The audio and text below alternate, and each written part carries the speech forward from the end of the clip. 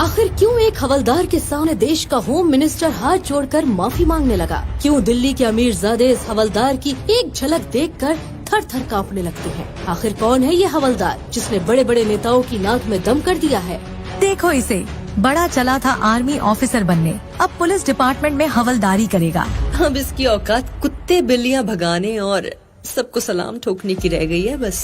कबीर एक पुलिस चौकी में हवलदार की नौकरी करता था, जहां हर कोई आते जाते उसके ऐसे ही मजे लेता था। अबे ये तेरी आर्मी का ग्राउंड नहीं, हमारी पुलिस चौकी है, इसलिए अपनी जबान बंद करके चुपचाप काम पर लग जा। अपनी बेइज्जती का घूंट पीकर भी कबीर ने सभी सीनियर्स को सैल्यूट मारा, पर उन्होंने भी पूरे दिन कबीर को ऐसे ही नीचा दिखाया। ड्यूटी खत्म करके कबीर अपनी दोस्त प्रियंका से मिलने एक क्लब में पहुंचा। कितनी बार कहा है कि ये तुच्चे से हवलदार के कपड़े चेंज करके मुझसे मिलने आया करो, तुम्हारी तो कोई इज्जत है नहीं, खामखा मेरी भी बेइज्जती हो जाती है। इससे पहले कबीर कुछ कह पाता, आसपास के लोग कबीर को देखकर बातें बनाने लगे।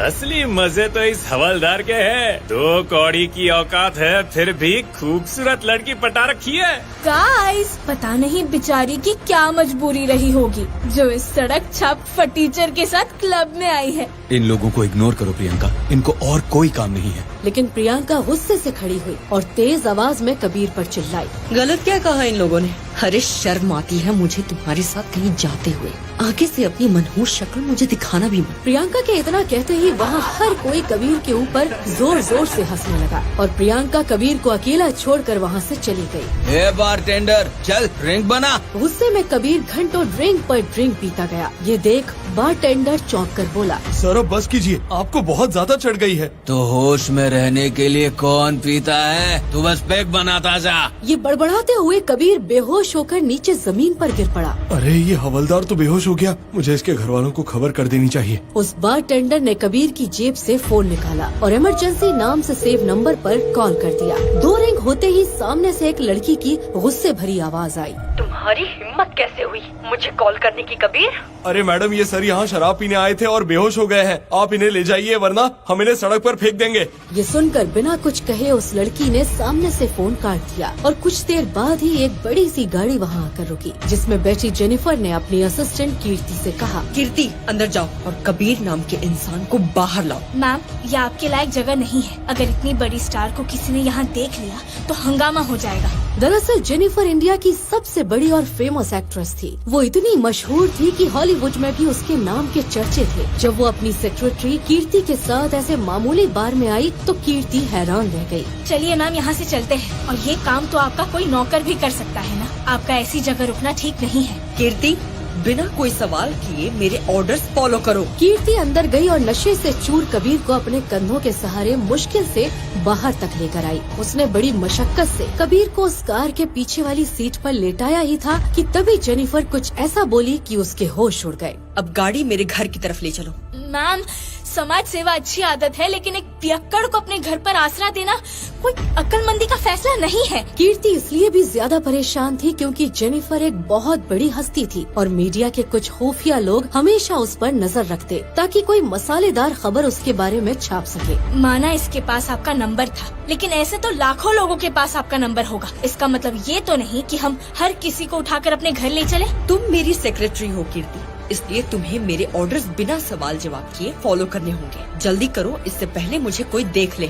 जेनिफर ने कीर्ति को घूर कर ये कहा तो उसने सर झुका लिया और गाड़ी जेनिफर के घर की तरफ बढ़ गई। घर पहुंचते ही उन्होंने कबीर को एक कमरे में लेटाया और हॉल में आने के बाद कीर्ति ने जेनिफर के सामने सवाल दागना शुरू कर दिया। आखिर ये आदमी है कौन मैम? 3 सालों से आपके साथ काम कर रही हूँ। मैंने तो आज तक इसे आपके साथ नहीं देखा। ये कबीर शेखावत है और मैंने भी इसे आज 3 साल बाद ही देखा है। मैम, आप जैसी इतनी बड़ी हीरोइन का भला इस सड़क छाप से क्या रिश्ता हो सकता है? उसके बाद जेनिफर ने कीर्ति को कई साल पहले घटी एक रात की वो सच्चाई बताई जिसे सुनकर कीर्ति के तो होश ही उड़ गए। क्या? अगर ये न्यूज मीडिया में आ गई तो आपका करियर बर्बाद हो जाएगा मैम, आप बैंकरप्ट हो जाओगी। मैं उस रात का राज कभी बाहर नहीं आने दूंगी, कभी नहीं। अगर इस सड़क छाप ने आपको ब्लैकमेल करने की या आपका फायदा उठाने की कोशिश की तो आपके 3 सालों की मेहनत बर्बाद हो जाएगी। जेनिफर ने इस बात का कोई जवाब नहीं दिया और वो दूसरे कमरे में सोने चली गई। अगले दिन जब कबीर की आँख खुली तो अपने आप को एक अनजान जगह पर पाकर वो हैरान रह गया। कहाँ हूँ मैं? आखिर मैं यहाँ कैसे पहुँचा? मैं तुम्हें यहाँ लेकर आई हूँ कबीर। तुम्हारे फोन में मेरा नंबर था तो बारटेंडर ने मुझे कॉल किया था। इतने सालों बाद अपने सामने जेनिफर को देखकर कबीर की आंखें फटी की फटी रह गईं। वो उससे कुछ कहता उससे पहले ही कीर्ति कमरे में आते हुए बोली, मैम का दिल बहुत बड़ा है, इसलिए उन्होंने तुम्हारी मदद की। अब तुम इन कॉन्ट्रैक्ट पेपर्स पर साइन करके हमारी मदद करो। कीर्ति ने कबीर के हाथ में एक फाइल पकड़ा दी, जिसे पढ़ने के बाद कबीर के होश उड़ गए और कीर्ति बोली, इतना हैरान होने की जरूरत नहीं है। वैसे भी एक गरीब होमगार्ड के मुंह पर इतना गुस्सा सूट नहीं करता। 3 साल पहले जो हुआ उसमें जेनिफर की भी मर्जी शामिल थी। मैंने उसके साथ कोई जबरदस्ती नहीं की थी, समझी? दरअसल जब कीर्ति ने कबीर की इन्फॉर्मेशन निकलवाई तो उसे पता चला कि कबीर अब एक पुलिस चौकी में मामूली हवलदार है। इसीलिए वो नहीं चाहती थी कि उस जैसा छोटा आदमी जेनिफर के आसपास भी भटके। मैं तुम जैसे गरीब भिखारी लोगों को अच्छे से जानती हूँ। इससे पहले तुम मैम को ब्लैकमेल करो, इन पेपर्स पर साइन करके दो। जेनिफर को कुछ न बोलता देख कबीर को गुस्सा आ गया और अपनी बेइज्जती महसूस होते ही वो उस कॉन्ट्रैक्ट को जमीन पर फेंक कर गुस्से से वहाँ से चला गया। कीर्ति, कबीर ने ये राज उगल दिया तो तुम्हें उसकी ऐसी बेइज्जती नहीं करनी चाहिए थी। इसकी औकात ही क्या है मैम? ये 2 कौड़ी का हवलदार हमारा कुछ नहीं बिगाड़ पाएगा। जेनिफर के घर से निकलकर कबीर अपने किराए के फ्लैट पर चला गया, जहाँ से फ्रेश होकर वो पुलिस चौकी पहुँचा। उसके आते ही उसका एक सीनियर बोला, ए छोटू, आज तुझे पेट्रोलिंग पर जाना है, समझा? और कोई शिकायत आई तो लात मारकर यहाँ से भी निकाल दूंगा। दरअसल पुलिस चौकी में सभी कबीर की काबिलियत और ईमानदारी से जलते थे, इसीलिए उसे बात बात पर नीचा दिखाते थे। लेकिन कबीर ने अपने सीनियर को सैल्यूट मारा और पेट्रोलिंग पर जाने की तैयारी करने लगा। तभी वहाँ कबीर का एक साथी घबराते हुए बोला, जिस जगह पर तुम्हें पेट्रोलिंग करने भेजा जा रहा है वो खतरे से खाली नहीं है, वो गुंडों का इलाका है कबीर। मुझे सीनियर के ऑर्डर्स फॉलो करने ही होंगे। कबीर पेट्रोलिंग करने गया तो उसने कुछ अमीरजादों की गाड़ी रुकवाई। एक लड़का गाड़ी से निकलते ही कबीर पर चिल्लाया,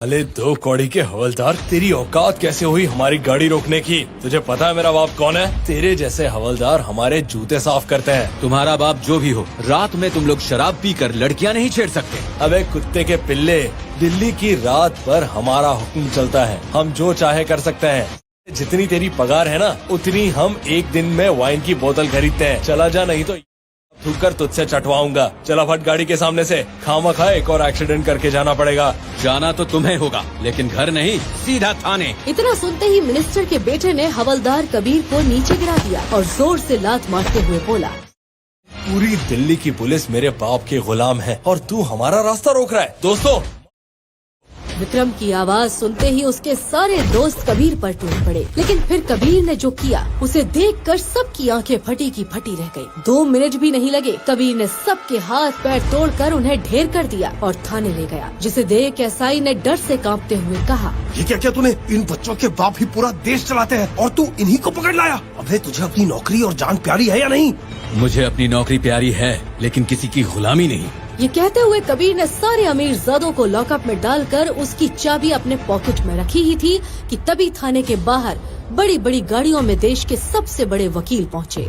हमारे क्लाइंट्स को 2 मिनट के अंदर छोड़ दो, नहीं तो अंजाम वो होगा जो तुम अपने सपनों में भी कभी नहीं सोच सकते। इन लोगों ने एक वर्दी वाले को हाथ लगाया है। आज मैं इन्हें और इनके बाप को वर्दी की असली ताकत दिखाऊंगा। तुम लोगों को जो करना है कर लो। तभी पीछे से पुलिस इंस्पेक्टर ने कबीर को धमकाते हुए कहा, तुम्हें अभी 2 दिन भी नहीं हुए हैं हवलदार बने और इतनी बदतमीजी कर रहे हो। 1 मिनट नहीं लगेगा तुम्हें सस्पेंड करने में। जल्दी लॉकअप खोलो और मीडिया के आने से पहले ये तमाशा बंद करो। सॉरी सर, मैं आपका ये ऑर्डर नहीं मान सकता। कबीर का ये अंदाज देखकर हर कोई हैरान हो गया था।